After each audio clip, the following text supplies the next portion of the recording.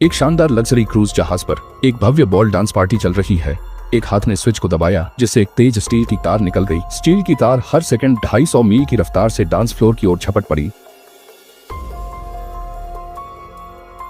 एक पल में ही लोगों के चेहरे के भाव उसी क्षण स्थिर हो गए। इस समय डांस फ्लोर में मौजूद सभी लोग कमर के पास से दो हिस्सों में कट गए। एक छोटी लड़की, क्योंकि उसकी ऊंचाई कम थी, बच गई। कटे शवों से भरी जमीन को देखकर छोटी लड़की की एक निराशाजनक चीख के साथ लगभग 700 लोगों वाली यह एंटोनिया नामक लग्जरी क्रूज जहाज 21 मई 1962 की रात को लैब्राडोर समुद्री क्षेत्र में अचानक गायब हो गया और आधुनिक समुद्री इतिहास की सबसे प्रसिद्ध रहस्यमय घटनाओं में से एक बन गया। 40 साल बाद एक पेशेवर रेस्क्यू टीम ने समुद्र से एक डूबी हुई जहाज को बाहर निकाला। टीम के सदस्यों को बड़ी बड़ी गाड़ियां मिली और वे जश्न मनाने के लिए शराब खाने गए। जैक नाम का एक युवक कप्तान मर्फी के पास आया और दावा किया कि वह मौसम विभाग का पायलट है और गश्त के दौरान उसने खुले समुद्र में एक फंसी हुई लग्जरी क्रूज देखी है। उसने मर्फी को बताया कि उस क्रूज पर बहुत सारा खजाना होने की संभावना है। समुद्री कानून के अनुसार जो व्यक्ति खुले समुद्र में डूबी लावारिस जहाज निकालता है वह उसका मालिक बन जाता है। कप्तान ने टीम से कहा कि उनके अनुभव के अनुसार अगर वे इस क्रूज को निकालने में सफल होते हैं तो मिलने वाली दौलत इतनी होगी कि हर कोई कई पीढ़ियों तक आराम से रह सकता है। पैसे के लालच में टीम के सभी सदस्य भी लालायित हो गए।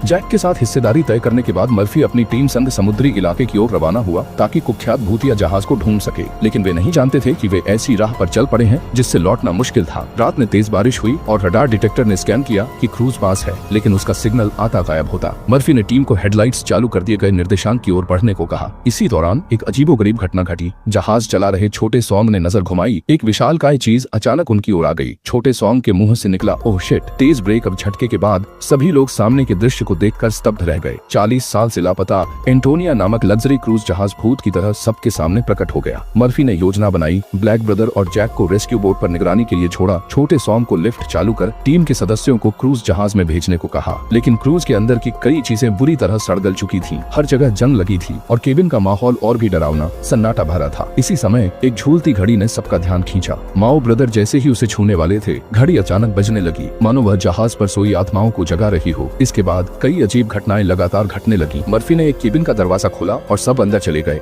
अचानक माओ ब्रदर का पैर फर्श की पट्टी पर पड़ा और वह टूट गई, जिससे वह सीधे नीचे गिरने लगे, लेकिन अमे ने उन्हें पकड़ लिया और वे बाल बाल बच गए। जब अमे ने सिर उठाया तो देखा कि नीचे एक सफेद ड्रेस पहने छोटी लड़की अजीब नजरों से उसे घूर रही है। पल भर में वह छोटी लड़की गायब हो गई।